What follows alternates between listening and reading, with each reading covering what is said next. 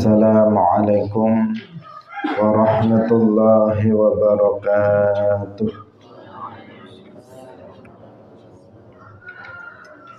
Alhamdulillahi rabbil alamin.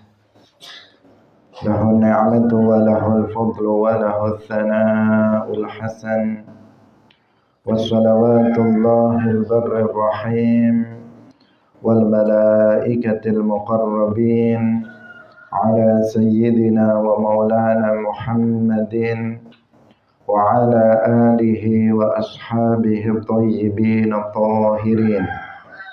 Allahumma la sahla illa ma ja'altahu sahla wa anta taj'alul hazna idza syi'ta sahla. Allahumma arzuqna al-ikhlasa fi niyyati wal qawli wal amal wa ba'du. Ila nabiyil mustafa sallallahu alaihi wasallam wa ikhwanihi minal anbiya'i wal mursalin wa syuhada'i was salihin, khususan ila sultanil awliya Syekh Abdul Qadir al-Jilani wa Syekh Ahmad Ar-Rifa'i wa Syekh Bahaidin Naqsyabandi wa Syekh Abdullah al-Harari wa ila arwahi muassisi jam'iyyati Nahdlatul Ulama Syekh Muhammad Hashim Ash'ari wa Syekh Bisri Sansuri wa Syekh Abdul Wahhab Hasbuwah wa ila arwahi jami'i ahli al-qubur minal muslimin wal muslimat. Al-Fatihah. A'udzu billahi minasy syaithanir rajim. Bismillahirrahmanirrahim. Alhamdulillahi rabbil alamin. Ar-Rahmanir Rahim. Maliki yaumiddin. Iyyaka na'budu wa iyyaka nasta'in. Ihdinas siratal mustaqim. Siratal ladzina an'amta 'alaihim ghairil maghdubi 'alaihim waladdallin. Amin. Hadirin hadirat kaum muslimin muslimat pemirsa Madu TV rahimakumullah.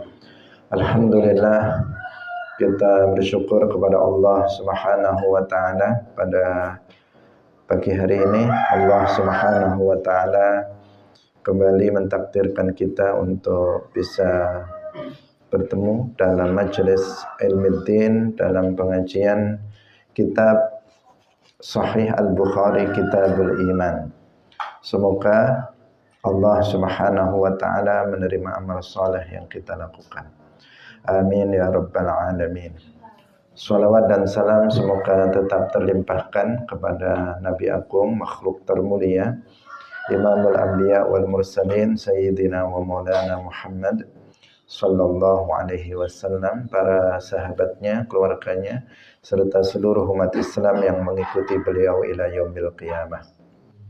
Kita ikhlaskan niat kita masing-masing, kita ngaji lillahi ta'ala.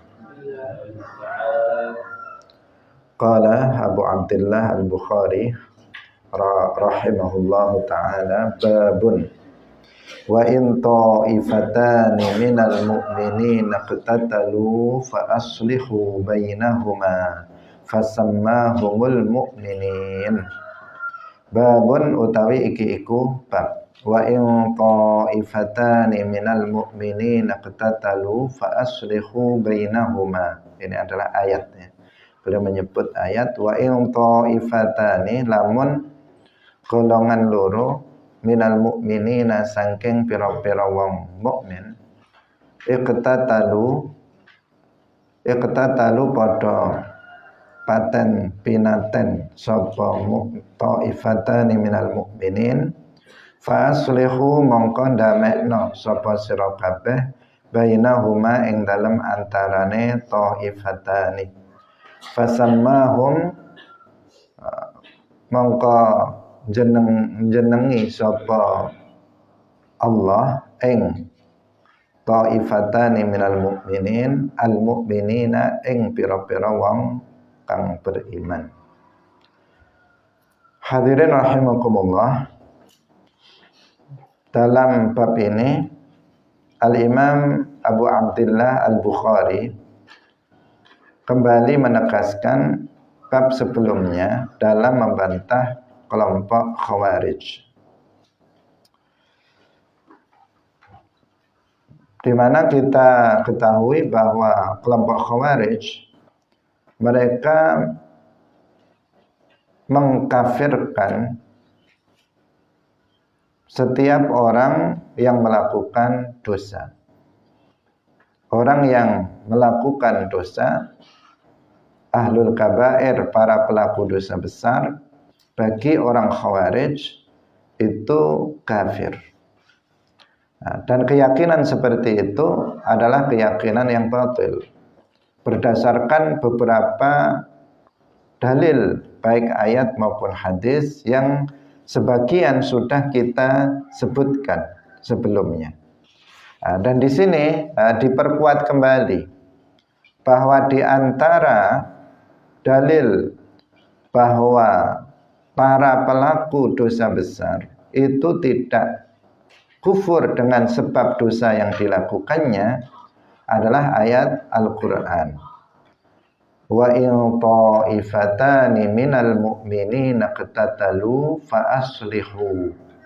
Ini surat Al-Hujurat ayat 9. Wa in ta'ifatani minal mu'minina qatatalu fa aslihu bainahuma fa in baghat ihdahunna 'alal ukhra faqatilul lati tabghi hatta tafi'a ila amrillah. Itu ayatnya dalam surat Al-Hujurat ayat 9. Al-Imam Al-Bukhari berdasarkan hadis ini, beliau mengatakan bahwa orang-orang mukmin yang mereka berperang satu dengan yang lainnya, itu Allah memberi nama mereka dengan mukminin. Dalam ayat ini, wa in ta'ifatani minal mu'minin iqtatalu fa aslihu bainahuma. Bahwa dua kelompok yang saling berperang, saling membunuh satu dengan yang lainnya, mereka disebut dalam ayat ini minal mu'minin, bahwa mereka itu adalah orang-orang yang beriman. Ini menunjukkan bahwa orang yang melakukan dosa besar, yaitu membunuh misalnya seorang muslim bi ghairi haq, itu hukumnya dia tetap mukmin, hukumnya tetap muslim, tidak menjadi kafir dengan sebab dosa besar yang dilakukannya. Jadi kalau ada seseorang misalnya membunuh seorang muslim lainnya bil batil bi ghairi haq, maka dia jatuh pada dosa yang sangat besar, dosa terbesar setelah kufur, yaitu membunuh seorang muslim tanpa hak. Tetapi hukumnya dia adalah muslim sepanjang dia tidak menghalalkan perbuatan membunuh. Kalau dia menganggap membunuh seorang muslim bi ghairi haq itu halal, nah di sini baru dia jatuh pada kekufurannya, pada kekufuran bukan karena dia membunuhnya, tetapi karena dia telah mendustakan agama. Karena dia telah mendustakan Allah dan Rasulnya, menghalalkan sesuatu yang diharamkan, yang keharamannya itu sudah maklum minad din bid-darurah, mujma' alaih maklum minad din bid-darurah, yaitu membunuh seorang muslim tanpa hak. Maka dia jatuh kepada kekufuran dengan sebab menghalalkan yang haram, bukan dengan sebab karena dia membunuh. Nah, kalau seseorang dalam keyakinan hatinya membunuh seorang muslim tanpa hak itu haram, tetapi meskipun demikian dia tetap melakukannya, melakukan pembunuhan terhadap seorang muslim tanpa hak, maka dia jatuh pada dosa besar. Dia tidak menjadi kafir disebabkan dengan perbuatan itu. Nah, buktinya apa? Buktinya menurut Imam Bukhari, Allah menamakan orang dua kelompok yang saling membunuh di kalangan umat Islam, mereka kedua-duanya tetap disebut minal mu'minin. Mereka tetap disebut oleh Allah di dalam Al-Quran itu minal mu'minin, sebagian dari orang-orang yang beriman. Maka berarti keduanya, baik yang membunuh maupun yang dibunuh, dua kelompok yang saling berperang, saling bunuh-membunuh, keduanya adalah dua kelompok orang Islam, sama-sama disebut sebagai orang Islam atau orang mukmin. Hadirin rahimakumullah, ini dalil dari Al-Imam Al-Bukhari, hujjah Al-Imam Al-Bukhari untuk membantah kelompok Khawarij yang mengkafirkan siapa? Yang mengkafirkan mereka yang melakukan dosa besar. Hadirin rahimakumullah, sekarang kita baca hadisnya. Wa bihi ilaihi qala haddatsana Abdurrahman ibn al-Mubarak haddatsana Hammad ibn Zaid haddatsana Ayyub wa Yunus anil Hasani anil Ahnaf ibn Qais qala dhahabtu li ansura qala wasdawuh sapa al-Ahnaf ibn Qais dhahabtu waslunga sapa ingsun li ansura kanggo nulung sapa ingsun hadzal rajula ing wong lanang iki. Falaqiyani nuli nemoni ing ingsun sapa Abu Bakrata Abu Bakrah. Faqala nuli dawuh sapa Abu Bakrah, aina turid? Aina ing dalam endi turidu ngarepaken sapa sira? Qultu ngucap sapa ingsun, ansuru nulung sapa ingsun hadzal rajula ing wong lanang iki. Qala ngucap sapa Abu Bakrah, irji' bali sapa sira fa inni mongko sak temene ingsun iku sami'tu wis krungu sapa ingsun Rasulullah ing Rasulullah sallallahu alaihi wasallam yaqulu dawuh sapa Rasulullah, idza lataqa tatkalane ketemu sapa al-muslimani wong Islam loro bisaifihima kelawan pedang lorone muslimani fal qatilu mangka utawi wong kang mateni wal maqtulu lan wong kang den pateni iku finnari ing dalam neraka. Fakultu nuli ngucap sapa ingsun ya Rasulullah hadzal qatil hadza utaiki ku al qatilu wong kang mateni.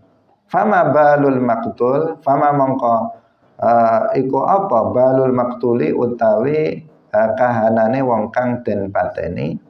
Qala jawab sapa kanjeng Nabi, innahu sak temene al maqtul iku kana ana sapa al maqtul iku harisan wong kang ngarepaken berusaha ala qatli sahibihi ing atase mateni koncone al-maqtul. Hadirin rahimakumullah, diriwayatkan dari Al-Ahnaf bin Qais, beliau berkata, aku pergi untuk menolong seorang laki-laki ini. Kemudian Abu Bakrah menemuiku. Dia berkata kepadaku, kemana kamu? Kamu ingin kemana? Aina turid? Kamu ingin kemana? Qultu, kemudian aku menjawab, aku ingin menolong laki-laki ini. Kemudian Abu Bakrah mengatakan, irji', kembalilah kamu. Fa inni sami'tu Rasulullah, sesungguhnya aku telah mendengar Rasulullah sallallahu alaihi wasallam bersabda, jika dua orang Islam bertemu dengan pedangnya masing-masing, fal qatilu bertemu dengan pedangnya masing-masing, artinya keduanya itu saling bunuh-membunuh di antara dua orang. Fal qatilu maka orang yang membunuh, wal maqtulu dan orang yang dibunuh itu di neraka. itu finnar, di dalam neraka. Hadirin rahimakumullah. Bagaimana pemahaman dari hadis ini? Idzal taqal muslimani bisayfayhima fal qatil wal maqtul finnar. Jika dua orang Islam itu bertemu dengan kedua pedangnya, kemudian keduanya saling membunuh, maka yang membunuh dan yang dibunuh itu di neraka. Bagaimana pemahamannya? Di sini sempat ditanyakan oleh Al-Ahnaf bin Qais kepada Rasulullah Shallallahu Alaihi Wasallam. Kalau yang membunuh, ya di neraka. Tetapi bagaimana yang dibunuh? Masa yang dibunuh juga di neraka? Nabi menjelaskan, innahu kana harisan ala qatli sahibihi. Karena yang dibunuh itu sebenarnya juga dia pengen berusaha untuk membunuh yang membunuhnya itu. Hanya saja dia kan kalah, dia kedahuluan terbunuh. Seandainya dia itu yang menang, pasti yang terbunuh adalah yang membunuh itu. Karena itulah maka keduanya sama-sama di neraka, artinya keduanya sama-sama jatuh kepada dosa besar. Nah, hadirin rahimakumullah, pemahaman ini tidak secara mutlak. Artinya makna zahirnya ini tidak secara mutlak bahwa setiap ada pembunuhan maka yang membunuh dan yang dibunuh pasti di neraka. Itu enggak. Tidak secara mutlak seperti itu berdasarkan makna zahir dari hadis ini. Karena hadis ini dijelaskan oleh riwayat yang lain. Di antaranya yang diriwayatkan oleh Al-Bazzar. Dalam riwayat Al-Bazzar itu disebutkan idza qataltum li ajlid dunya fal qatil wal maqtul finnar. Jadi lafadznya bagaimana? Idza qataltum li ajlid dunya, jika kalian itu saling membunuh li ajlid dunya karena tujuan dunia, fal qatilu wal maqtulu finnar, maka yang membunuh dan yang dibunuh itu sama-sama di neraka. Hadis-hadis Nabi itu kan jumlahnya banyak dan satu dengan yang lainnya saling menjelaskan satu dengan yang lain. Sehingga dalam memahami hadis-hadis Rasulullah itu tidak bisa seseorang itu hanya mengambil satu hadis kemudian mengabaikan hadis yang lain. Karena itu orang-orang seperti kita itu tidak bisa memahami hadis-hadis Nabi. Karena hadis Nabi itu tidak bisa dipahami secara parsial. Secara parsial itu satu persatu.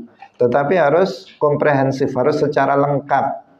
Seseorang yang ingin memahami satu hadis, dia harus tahu hadis-hadis yang lainnya, sehingga tidak menabrakkan antara pemahaman satu hadis dengan hadis yang lainnya. Demikian juga ayat-ayat Al-Quran itu saling menjelaskan satu dengan yang lainnya, tidak saling kontradiksi satu dengan yang lainnya. Hadis-hadis Nabi juga nggak ada yang bertentangan dengan Al-Quran. Karena fungsi sunnah itu adalah menjelaskan Al-Quran. Ini sebuah kaidah penting. Jangan sampai seseorang itu memahami hadis-hadis Nabi secara parsial, satu-satu. Satu hadis dipegangi, yang lain seakan-akan nggak ada. Jadi salah satu karakter Wahabi itu biasanya seperti itu. Dalam memahami hadis-hadis Nabi itu hanya mencomot satu hadis, mengabaikan hadis-hadis yang lainnya. Orang Wahabi diantaranya mereka meyakini bahwa setiap bid'ah itu sesat. Maka kemana-mana hadis yang dibawa itu adalah kullu bid'atin dhalalah wa kullu dhalalatin finnar. Hadis itu yang terus dibaca kemana-mana. Padahal ada hadis yang lain yang menunjukkan bahwa bid'ah itu ada kalanya itu hasanah, ada kalanya ada yang baik. Misalnya man ahdatsa fi amrina hadza ma laisa minhu fahuwa raddun. Itu menunjukkan bahwa ada bid'ah yang baik. Atau man sanna fil islami sunnatan hasanatan falahu ajruha ila akhiril hadis. Itu juga hadis yang menunjukkan bahwa bid'ah itu ada yang baik dan ada yang buruk. Ada bid'ah hasanah, ada bid'ah sayyi'ah. Ada sekian banyak hadis menjelaskan bahwa bid'ah itu ada dua macam, hasanah dan sayyi'ah. Tetapi Wahabi tidak pedulikan hadis-hadis itu. Dia hanya berpegang pada satu hadis, kullu bid'atin dhalalah wa kullu dhalalatin finnar. Yang makna zahirnya setiap bid'ah itu sesat dan setiap yang sesat itu di neraka. Itu saja yang dipegang terus. Padahal apabila mereka mau membaca, mau memahami hadis yang lainnya, maka keduanya bisa dikompromikan seperti yang kemudian dijelaskan oleh Al-Imam An-Nawawi bahwa kullu bid'atin dhalalah itu adalah amun makhsus. Artinya lafadznya umum tetapi itu sudah dikhususkan dengan hadis yang lain, sehingga makna kullu bid'atin dhalalah bukan setiap bid'ah itu sesat, tetapi aghlabul bid'ah itu dhalalah. Kebanyakan bid'ah itu sesat. Ini contoh. Contoh bahwa memahami hadis-hadis Nabi itu tidak bisa dipahami secara parsial, secara satu persatu hadis, tetapi harus komprehensif, harus secara lengkap, menyeluruh. Karena memahami hadis-hadis Nabi itu harus secara menyeluruh, maka orang seperti kita yang hafal beberapa hadis, itu pun cuman matanya saja, tidak dengan sanadnya, maka ya enggak boleh kita untuk memahami hadis sendiri. Kita harus mengikuti pemahaman dari para ulama. Itu yang ingin kita sampaikan, termasuk dalam permasalahan ini, dalam permasalahan hadis ini. Ketika dikatakan jika ada dua orang yang saling bunuh-membunuh, ada dua kelompok umat Islam yang saling membunuh, maka yang membunuh dan yang dibunuh semuanya di neraka. Jika itu dipahami secara mutlak, bagaimana dengan perang yang terjadi pada masa Sayyiduna Ali? Dua kelompok besar umat Islam saling berperang satu dengan yang lainnya. Ribuan orang itu terbunuh dalam peperangan itu. Apakah semua mereka di neraka? Tentu saja tidak. Tentu saja tidak. Maka hadis ini telah dijelaskan dalam riwayat Al-Bazzar yang mengatakan Nabi bersabda, idza qatataltum li ajli dunya fal qatil wal maqtul finnar. Jadi peperangan atau saling membunuh di antara orang Islam yang pelakunya dan korbannya yang dibunuh itu di neraka, itu apabila mereka saling membunuh li ajlid dunya. Orang saling membunuh karena urusan dunia, bukan bihaq. Orang membunuh karena rebutan harta. Orang saling membunuh karena rebutan tanah. Orang membunuh karena rebutan menjadi penguasa. Orang saling membunuh karena rebutan perempuan misalnya. Kan ada orang yang saling membunuh li ajlid dunya, seperti itu. Banyak, dan kebanyakan sekarang orang saling membunuh itu li ajlid dunya, karena urusan dunia, karena dendam pribadi, karena hasad, karena seseorang itu tadi itu misalnya rebutan harta, warisan dari kedua orang tuanya, kemudian saling bunuh-membunuh di antara kedua orang. Nah, jika ada yang seperti itu, dua orang atau lebih saling bunuh-membunuh dengan tujuan meraih dunia, maka al-qatil wal maqtul finnar. Maka yang membunuh dan yang dibunuh sama-sama di neraka, artinya keduanya itu sama-sama jatuh ke dalam dosa, baik yang membunuh maupun yang dibunuh. Nah, adapun apabila ada pembunuhan atau pembunuhan yang bil haq, maka al-qatil yang yang finnar. Kalau al-maqtul itu tidak. Maksudnya begini contohnya, misalnya ada seseorang itu dirampok.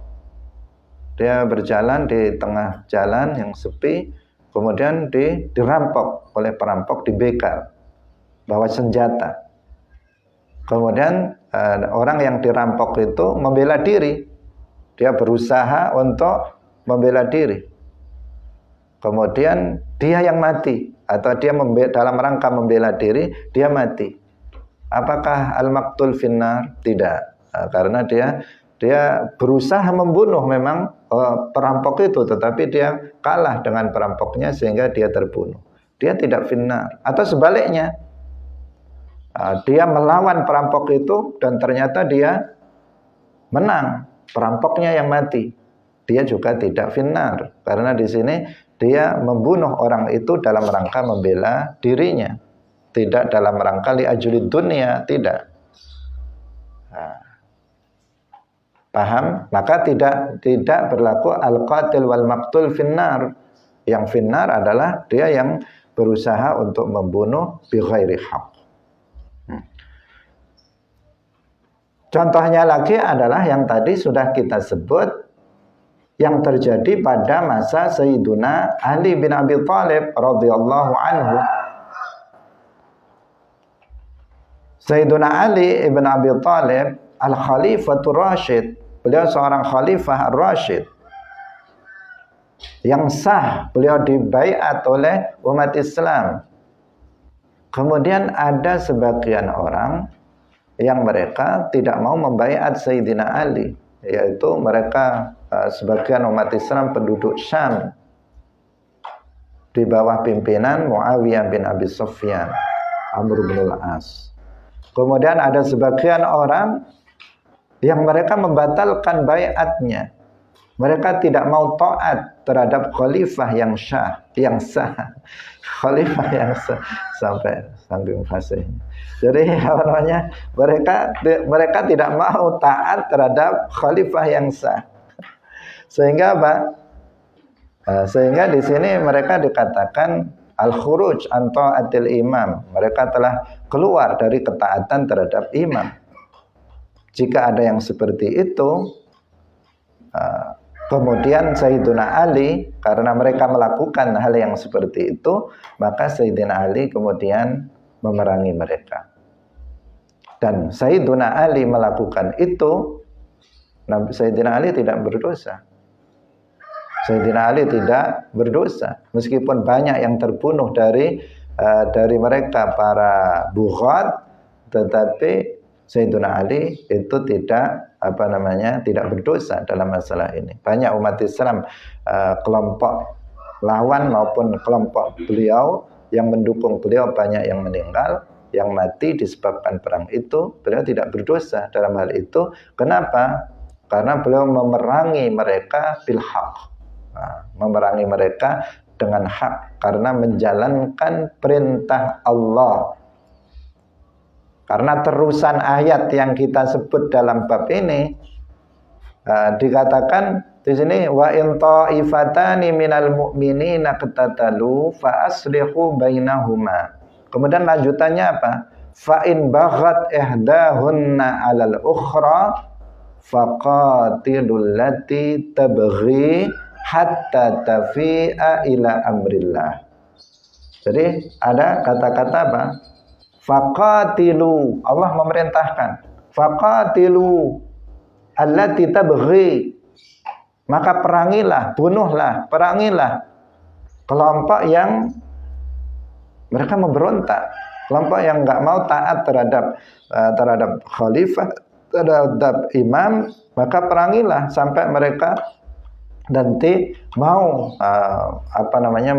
mau taat terhadap khalifah. Jadi Sayyiduna Ali ibn Abi Thalib radhiyallahu anhu itu menjalankan perintah Allah, faqatilul lati tabghi. Karena itu Ahlus Sunnah wal Jamaah dalam hal ini mengatakan bahwa Sayyiduna Ali sebagai khalifah yang sah memerangi kelompok-kelompok ini dari kalangan umat Islam juga, bukan orang-orang kafir, kalangan umat Islam juga. Dalam hal ini beliau alal haq, beliau dalam kebenaran. Sedangkan mereka yang diperangi oleh Sayyidina Ali itu adalah kelompok bughat. Nabi sendiri yang menyebut mereka sebagai kelompok bughat. Dalam hadis mutawatir disebutkan waiha ammarin taqtuluhul fi'atul baghiyah. Al-fi'atul baghiyah. Sungguh kasihan Ammar yang dia dibunuh oleh kelompok baghiyah. Ammar bin Yasir dalam perang Siffin itu beliau menjadi tentaranya Sayyidina Ali, dibunuh oleh kelompok yang menentang Sayyidina Ali yang berasal dari Syam. Maka berarti Sayyidina Ali alal haq, karena dikatakan kelompok yang membunuh Ammar itu adalah al-fi'atul baghiyah. Sedangkan Ammar itu di pihak Sayyiduna Ali bin Abi Thalib, maka al-fi'atul baghiyah adalah kelompok yang memerangi Sayyiduna Ali bin Abi Thalib. Hadisnya hadis mutawatir. Termasuk yang meriwayatkan hadis ini adalah Muawiyah bin Abi Sufyan. Hadirin rahimakumullah. Tetapi mereka yang memerangi Sayyidina Ali dalam perang Siffin, dalam perang Jamal, mereka muslimun. Hukumnya mereka adalah orang-orang Islam. Kita tidak mengkafirkan mereka. Kita tidak mengkafirkan mereka. Mereka adalah orang-orang Islam. Tetapi mereka telah jatuh pada dosa besar karena telah memerangi khalifah yang sah. Itu. Dan karena mereka adalah orang-orang Islam, maka hukumnya adalah mujawwazul ghufran. Mungkin saja dosa-dosa mereka diampuni oleh Allah Subhanahu wa taala. Mereka masih memiliki peluang dosa-dosanya diampuni oleh Allah Subhanahu wa taala karena mereka adalah orang-orang mukmin, mereka adalah orang-orang muslim. Nah, bisa difahami ya. Nah, jadi itu tidak berlaku untuk peperangan Sayyiduna Ali dengan kelompok muslim lainnya yang keluar dari ketaatan terhadap Sayyidina Ali, itu tidak masuk pada hadis idzal taqal muslimani bisayfayhima fal qatil wal maqtul finnar. Karena yang dimaksud oleh hadis ini adalah li ajlid dunya. Jika mereka saling membunuh, saling berperang li ajlid dunya karena urusan dunia. Hadirin rahimakumullah. Kita lanjutkan pada hadis yang berikutnya. Babun zulmun duna zulmin. Babun utawi iki iku bab. Zulmun kezaliman duna zulmin ing dalem sak ngisore kezaliman. Wa bihi wa ilaihi qala haddatsana Abul Walid. Qala haddatsana Syu'batu ha berarti di sini pindah sanad tahwil. Qala wa haddatsani Bishrun qala haddatsana Muhammadun an Syu'bata an Sulaiman an Ibrahim an Alqamata an Abdullah qala lamma nazalat alladzina amanu wa lam yalbisu imanahum bizulm qala ashabu Rasulillah sallallahu alaihi wasallam ayyuna lam yadhlim fa anzalallah inna syirka la zulmun azim. Lamma nazalat tatkalane tumurun ayat alladzina amanu wa lam yalbisu imanahum bizulmin, alladzina wong-wong akeh amanu kang padha iman sapa alladzina wa lam yalbisu lan ora nyampur sapa alladzina imanahum ing imane alladzina bizulmin kelawan kezaliman. Qala ashabu Rasulillah, qala dawuh sapa ashabu Rasulillah, pira-pira sahabate Rasulillah sallallahu alaihi wasallam. Ayyuna endi-endi kita lam yadzlim ora zalim sapa ayyuna, fa anzalallah nurunaken sapa Allah inna syirka la zulmun azim. Inna syirka sak temene kesyirikan iku la zulmun yakti kezaliman azimun kang agung. Hadirin rahimakumullah, zulmun duna zulmin. Nah, ini menunjukkan bahwa kezaliman itu bertingkat-tingkat. Kezaliman itu bertingkat-tingkat. Sebagian kezaliman itu asyad, itu lebih berat. Dan sebagian kezaliman itu akhaf, itu lebih ringan daripada kezaliman yang lainnya. Jadi ba'du zulmi akhaf minal ba'd. Nah, sebagian kezaliman itu lebih ringan dari kezaliman yang lain. Itu makna dari perkataan Abu Abdullah Al-Bukhari, zulmun duna zulmin. Jadi tidak satu tingkatan kezaliman itu. Dan kezaliman itu apa? Kezaliman itu ya berbagai macam jenis kemaksiatan, itu semuanya kezaliman. Karena zulm itu artinya zulmun. Kalau zalim itu kan orangnya, kalau zulm itu perbuatannya. Tapi sering kita dalam bahasa Indonesia ya sebut zalim, kamu zalim dan sebagainya. Zulm itu apa? Zulm itu adalah menulayai perintah Allah kalau dalam masalah ini ya. Artinya tidak menjalankan apa yang diperintahkan oleh zat yang memerintahkan, yaitu Allah Subhanahu wa ta'ala. Itu kezaliman. Atau sebaliknya, menjalankan sesuatu, meninggalkan sesuatu yang diwajibkan. Jadi sesuatu yang diperintahkan dia tidak laksanakan, sesuatu yang dilarang oleh zat yang melarang yaitu Allah justru dia kerjakan, itu namanya kezaliman.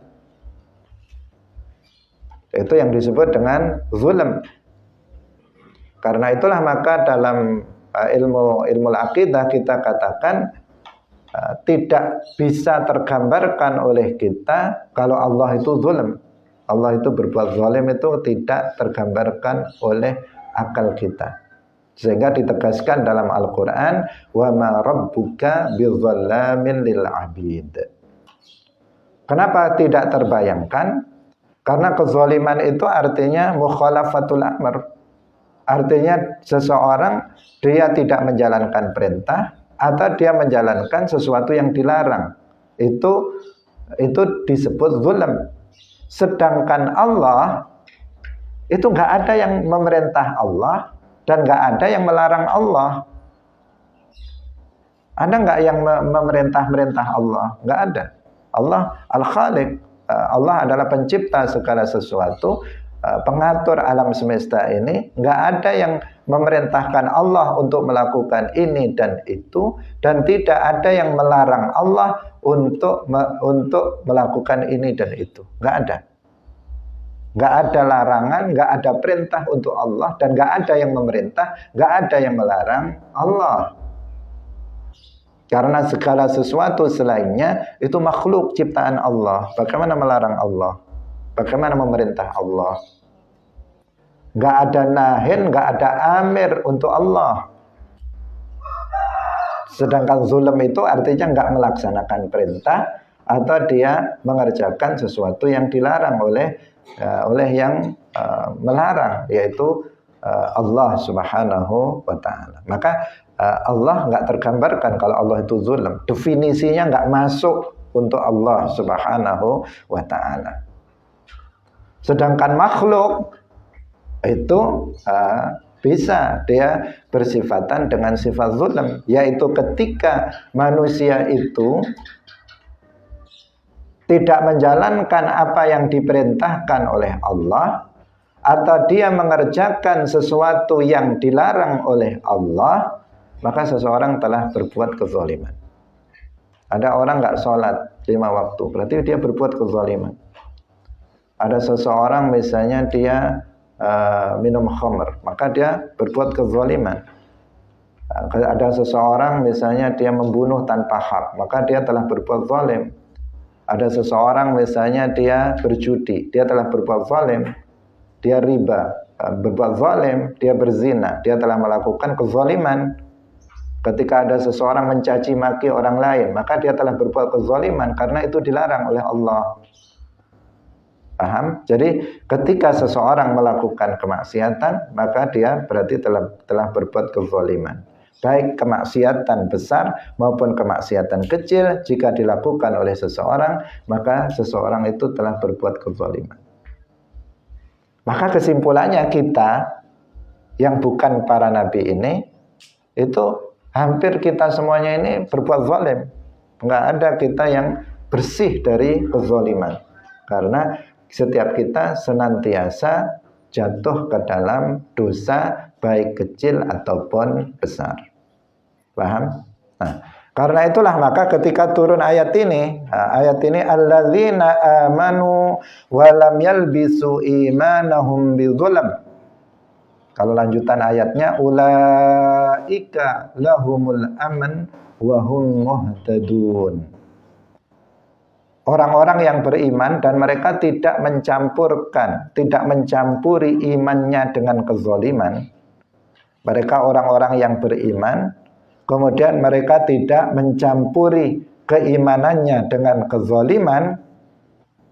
Ulaika lahumul aman, maka bagi mereka keamanan, wa hum muhtadun, dan mereka adalah orang-orang yang mendapatkan petunjuk, orang yang mendapatkan hidayah. Maka para sahabat di sini bertanya, wahai Rasulullah, siapa di antara kita ini yang nggak berbuat zalim? Setiap kita semua para sahabat ini pasti pernah berbuat kezaliman. Kan nggak masuk dalam ayat ini jadinya. Karena setiap kita, setiap kami, para sahabat ini, apalagi kita yang bukan sahabat sekarang, kami semuanya pasti mencampuri iman kami dengan kezaliman karena jatuh ke dalam kemaksiatan. Paham para sahabat bahwa perbuatan maksiat kecil atau besar itu adalah bentuk kezaliman, sehingga mereka kemudian bertanya, siapa di antara kami wahai Rasulullah yang enggak berbuat kezaliman, yang enggak mencampuri imannya dengan kezaliman? Siapa di antara kami? Terus bagaimana kami ini wahai Rasulullah kalau seperti itu? Maka kemudian turun ayat Al-Quran, inna syirka la zulmun azim.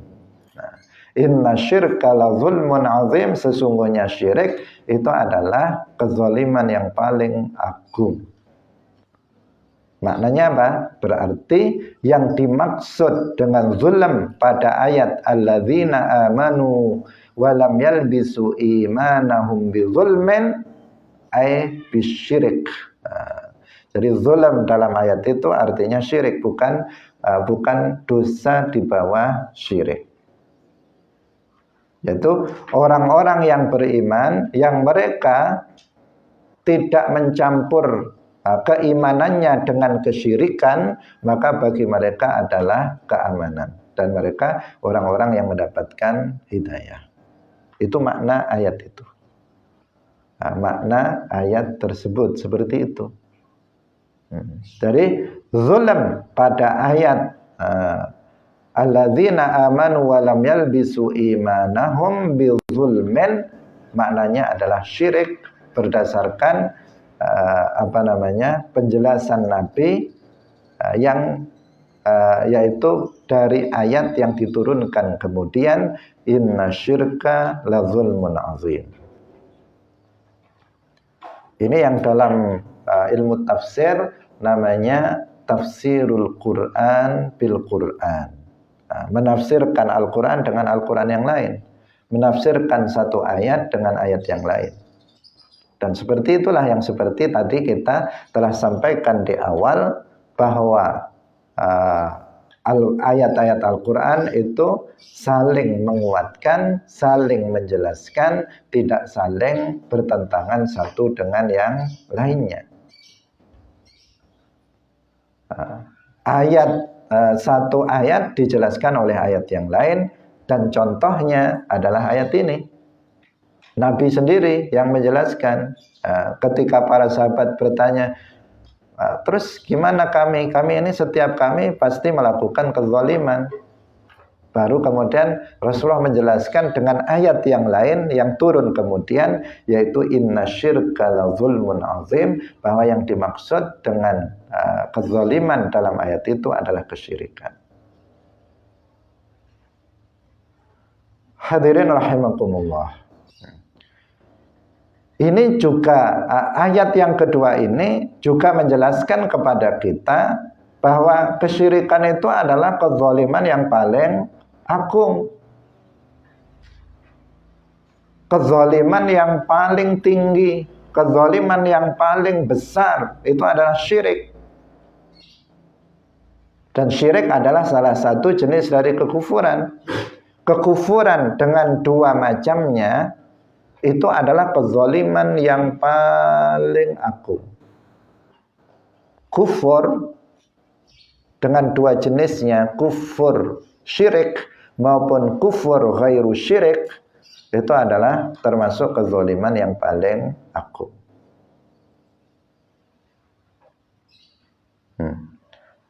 Barang siapa yang mati dalam keadaan kufur, baik dia kufur syirik atau kufur ghairu syirik, maka Allah Subhanahu wa ta'ala tidak akan mengampuninya. Ini dua jenis kekufuran, kufur syirik maupun kufur ghairu syirik. Karena itu dalam ayat yang lain disebutkan, Allah berfirman, wal kafiruna humuz zalimun, wal kafiruna humuz zalimun, dan orang-orang kafir mereka adalah orang-orang yang zalim. Orang kafir itu orang yang zalim. Bahkan mereka jatuh pada asyadduz zulm, kezaliman yang paling besar. Ahlul kabair mereka juga zalim. Tetapi orang kafir itu mereka jatuh kepada kezaliman yang paling besar, yaitu kufur tersebut. Baik dia kufur syirik, kufur ghairu syirik. Kufur syirik itu yang mengandung unsur ibadah kepada selain Allah, itu namanya kufur syirik. Kalau ada seseorang dia beribadah kepada Allah, tetapi di sisi yang lain dia juga beribadah kepada selain Allah, maka ini namanya dia telah jatuh pada kufur syirik. Tapi kalau kufur ghairu syirik, kufur yang bukan syirik, ini kufur yang enggak ada unsur ibadah li ghairillah, enggak ada unsur peribadahan kepada selain Allah. Seperti misalnya seseorang mencaci maki Allah. Ada seseorang dengan lisannya dia mengatakan Allah itu bodoh, Allah itu zalim. Di sini kan dia nggak ada ibadah kepada selain Allah, tetapi yang ada adalah cacian kepada Allah.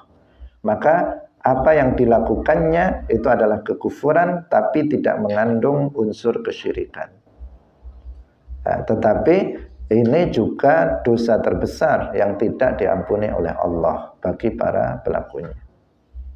Kalau dosa kufur syirik tidak diampuni oleh Allah, ayatnya kemarin sudah kita sebut. Innallaha la yaghfiru ayyushraka bihi wa yaghfiru ma duna dzalika liman yasha. Ini dalil bahwa dosa syirik tidak diampuni oleh Allah, yakni bagi orang yang mati dalam keadaan itu. Nah, sedangkan kufur ghairu syirik, Allah juga tidak mengampuni dosa itu. Di antaranya ditunjukkan oleh ayat Innal ladzina kafaru wa saddu an sabilillahi thumma matu wa hum kuffarun falan yaghfirallahu lahum. Sesungguhnya orang-orang yang kafir dan mereka mencegah orang lain masuk ke dalam agama Islam, tetapi ini bukan syarat untuk kemudian nanti tidak diampuni dosanya oleh Allah. Itu bukan syaratnya. Yang jelas dia orang kafir. Tsumma matu, kemudian mereka orang kafir ini mati. Wahum kuffarun, dalam keadaan mereka itu kafir. Di sini tidak disebut kata syirik. Mereka kafir. Apa firman Allah? Falay yaghfirallahu lahum, maka Allah tidak akan pernah mengampuni mereka. Tidak akan pernah mengampuni mereka selamanya. Yakni jika mereka mati dalam keadaan itu. Dan itu dijelaskan tadi, thumma matu wa hum kuffarun. Kemudian mereka mati dalam keadaan mereka adalah orang-orang kafir. Allah nggak akan pernah mengampuni mereka. Jadi itu zulm, kekufuran dengan dua jenisnya itu adalah kezaliman. Demikian juga kemaksiatan itu adalah sebuah bentuk kezaliman. Nah, karena Allah Subhanahu wa taala berfirman, "Wa ma khalaqtul jinna wal insa illa liya'budun." Aku tidak menciptakan jin dan manusia kecuali untuk aku perintahkan beribadah kepadaku. Allah memerintahkan kita manusia dan jin untuk beribadah kepada Allah. Ternyata dia tidak beribadah kepada Allah, maka dia zalim. Dia telah zalim karena telah melanggar apa yang telah diperintahkan oleh Allah Subhanahu wa taala. Paham ya? Jadi kezaliman itu yang disebut dengan kezaliman. Zalim itu bukan sekedar seseorang misalnya mencelakai temannya. Ketika ada seseorang misalnya mencaci maki temannya atau menendang temannya, kemudian dia mengatakan, kamu zalim pada saya. Kan begitu biasanya. Atau misalnya duitnya diambil secara paksa, kamu zalim saya, kamu menzalimi saya. Bukan hanya itu juga iya, karena itu termasuk hal yang diharamkan di dalam agama, yang diharamkan oleh Allah. Ketika seseorang melakukannya, benar dia telah melakukan kezaliman. Tetapi bukan hanya itu, setiap bentuk kemaksiatan adalah kezaliman. Dan kemaksiatan yang paling besar adalah kufur, maka kufur menjadi kezaliman yang paling agung. Inna syirka la zulmun azim.